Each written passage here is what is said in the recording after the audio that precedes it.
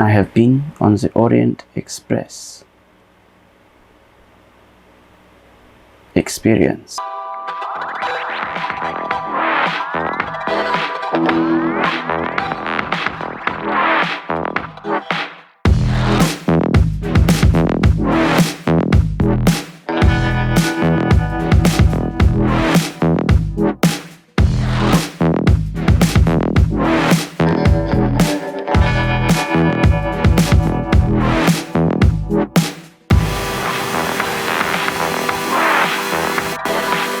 Hey everybody, it's Venus. Welcome back to my channel. How are you all doing? Me? I've had a glorious day. I went to the Orient Express experience again today. I'll come on to that in just a little while. But first I wanted to explain why I've not been uploading as much recently. So if you want to listen to all of that, do stick around. And if you're new here, subscribe. And speaking of subscribers, I wanted to thank all of you that have subscribed. And that 50, no, that's 150 subscribers, so thank you very much. I know that some people would say, well, it's only 50 subscribers, wow, but for me that is an achievement, so thank you everyone that subscribed. Watch this. I've said thank you for subscribing to my 50 subscribers, and in the next couple of days I'll dip down below that, so hopefully it won't, but you know, just thank you anyway. And like I said, if you want to join, just subscribe anytime you like. So I have been, I'll be honest, I've been struggling recently. In my previous videos I've talked all about going for all of these information gathering, assessment type things at the autism place to obviously find out if I'm autistic. And it's almost came to the end of those information gathering sessions. What that happens now is I get an informant. I did find out that that is actually the right word. No, I'm not talking about the police. I have not broken any laws yet.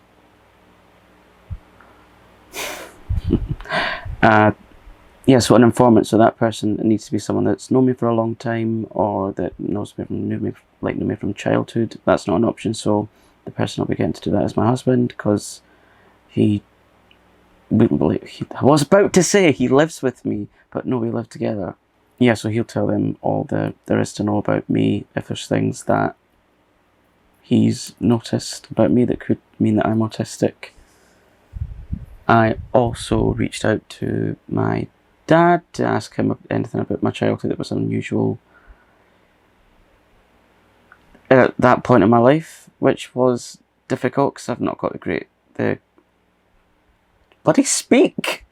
I should do this more often, that way I'll be used to talking.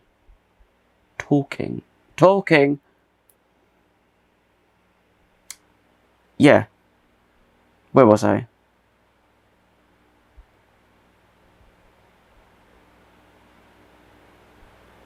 Yeah, so get my husband to talk all about it. So yeah, and then all of this has got me to thinking, well, are previous experiences in my life due to this? I know that not everything is to blame for being autistic, if that's the case. And then I got wondering, well, if this isn't autism that I'm looking at, then what else could it be? Because I did ask the guy at the last appointment, and I said, how do you think this looks? Is it, you know, do you think this is going to turn out that yes, I am autistic, or no? And he said, this is a very common question that we get asked, but we can't answer that for you. I mean, yeah, I get that they can't really tell you because of professionalism and all that, but I just want to know. That way I can put things in place to make life a little bit easier, simpler, enjoyable. Because there's a lot of things that I want to do for this channel, but I can't seem to do because of certain things that I struggle with. Yeah, I think I mentioned things like this in a previous video, but it's really started to sink in, you know, like the gravity of all of this. I mean, although it's not going to change me as a person, I'm still well, I'm still an empath, still a wig maker, all these various different things that I do in life. But it's going to be a whole lot of like learning new things. I'm actually in the process of asking a few people, you know, like for courses and things that I can do so that I can educate not just myself, but I would like to do videos on here about autism as well. So there is that. Although that is exciting, again, it's like another one of these, you know, never-ending journeys that never seems to stop. I suppose that's what life's all about, but I just want to be thriving and not just stuck. But I mean, there is other things that I'm doing in my life, so I suppose I should learn to slow down a bit and just accept things at the pace that they're going at. Because I keep saying it, I like things to be done yesterday, you know what it's like. So I've been thinking about that a lot and thinking about friends and family who are ill.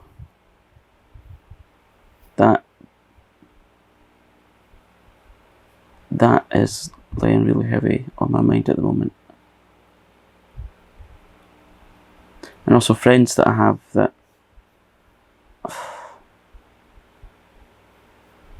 I'm not going to say who they are because I've not asked them, but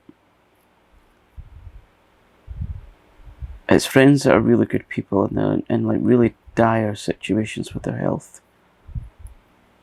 And it bugs the hell out of me that I can't do anything about it.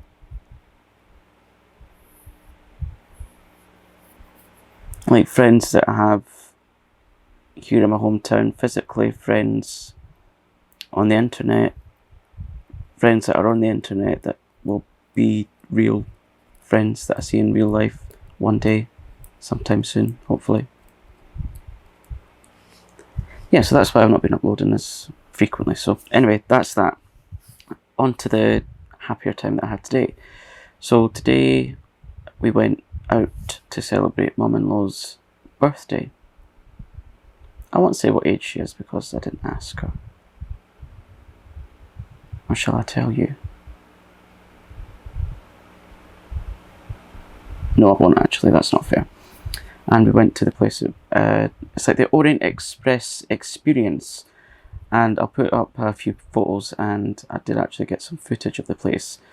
It's a place called the Queen Charlotte Rooms, and the whole place is done up like you're on like an Orient Express carriage, and it's got like, as you'll see, it's like got all the seats and the decor and, you know, all the tiny little things that make it look like you're on a train.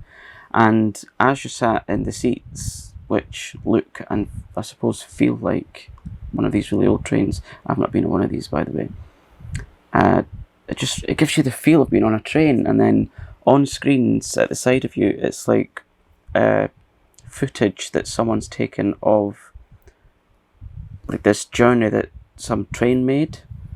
And I don't think it's the route that the Orient Express would take, because it goes through, I think, the Switzerland, you know, like the Alps and things. So that's where it gets a little bit confusing. But as you'll see from the photos, this place, it's one of like Edinburgh's hidden gems. I didn't know it existed until a few years ago. So when me and my husband were looking for places to get married, and we chose this place, and you'll see why here. And ever since we got married there, we've been back for things like birthday parties. Well, that was at the beginning of 2020. We all know what happened then after that.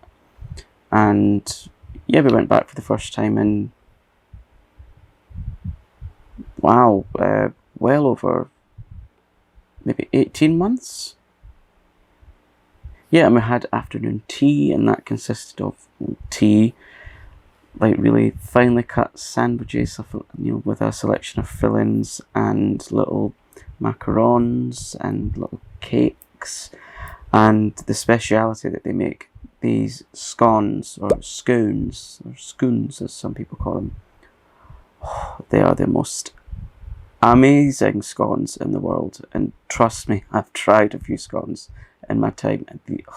I don't know how they make these. There must be some sort of secret ingredient, because these scones are so light and airy and fluffy and not stodgy like, you know, like some scones that you get. Oh, they were just amazing. And then they had these little, like tiny little pastries, and inside them was, I think one of them was like a little mini, only about that size. And it came on like this tier stand thing. You'll see in the photo, sorry. Not enunciating clearly enough. Yeah, like a little tier stand and pastries and things. And little quiche. One had, I think, venison in it. I didn't like that one. Sorry to any vegans watching. I do eat meat and dairy, so sorry. And the other one was, what was the other one? The other one was a little sausage roll, but it had a very unique taste to it, and I still cannot put my finger on what that secret flavour is. It was like an oniony flavour, but not oniony. Which makes absolutely no sense to you, does it? It was, whatever it was, it tasted delicious anyway.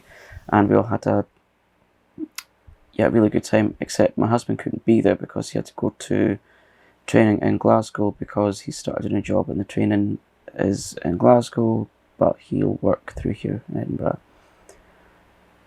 So he had to miss that, which I felt sorry about because he was really looking forward to that because, yeah, it's the place that we got married in, and he really likes, he's a bit like me when it comes to things like really unique places, i.e. Orient Express experience rooms and things. If you ever come to Edinburgh, you have to go visit the Queen Charlotte rooms. They are fabulous. I don't think there's anywhere else quite like it. And when we were planning our wedding, I think it was the owner actually. Like, I think it's owned by father and son, or father and son run it, or do they own it? One of the other anyway. And they were saying it used to be an old Masonic lodge. And when they went in, it was kind of almost all decorated how they wanted it to be because it was like all wooden panels and things. Sorry, 4 minutes off there, I should have put it on airplane mode. Yeah, so that's been my day. And then coming home, because Edinburgh is just a huge building site, there's been in the area of that's called Leith, which is where the Queen Charlotte rooms are, because they're extending the trams, which I don't want, and anyone that I speak with doesn't want. There's roads blocked off, buses diverted, and there's, in one of the streets, I can't remember which one it is, but when you go past it, one of the walls, it's actually part of like a really, really, really, really old cemetery. And because the trams are building along this road, they've demolished this wall that's been there for hundreds of years, which I'm not happy about. Really, really annoyed with that. But hey, it's the trams. They're going to bring such... Oh.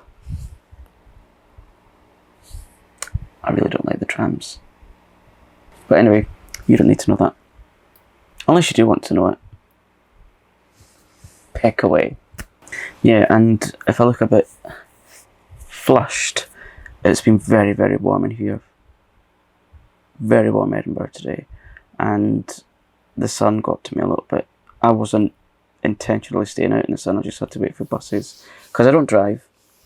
And I don't think if I could drive, I would attempt to drive through town because it's a mess, it's frustrating. What else have I been doing? Making wigs. I have been practicing my makeup also. Again, another thing that's frustrating me a little bit because I don't like to be not able to do things, but I realise that applying eye makeup, it takes a lot of time. I tend to be the really impatient person because I really like to mess around with things like glitter and colour and shapes and all of that good stuff because colour means life. So what have you all been doing? Do let me know in the comments, and also in the comments tell me what you want to see in this channel. I have a few ideas, but I shall keep them to myself for now because these are one of the things that I'm struggling with, and if I can find a way of putting things together for the channel that makes it a little bit easier and less overwhelming, I'll try to do that. Also, if anyone could give me a few pointers, I'm having trouble with setting up like the camera and lights and tables and, you know, angles and things to film doing makeup. I find that when I film in this particular room I don't have enough space, and then when I go into the other room, what's the thing, white balance, filming quality, it looks awful, and I really struggle with where to put the camera to, you know, like when I'm zooming in so you can see just a close-up of my visage. So if anyone could give me a few pointers as to how to film, that would be really good. So if you could let me know in the comments or DM me or whatever. So follow me on Instagram, please. And yeah, thank you so much for all 50 of you for subscribing. If you're new here and want to subscribe, you can do that by tapping the red button below, or at the end I will leave a little sticker with my face on it. Tap it, subscribe, hit the bell, and you're good to go. And if you've enjoyed this, you know what to do. Smash that like button because that would really help me out. So yeah, I shall see you again very soon. Take care, be kind to yourself and others. Bye!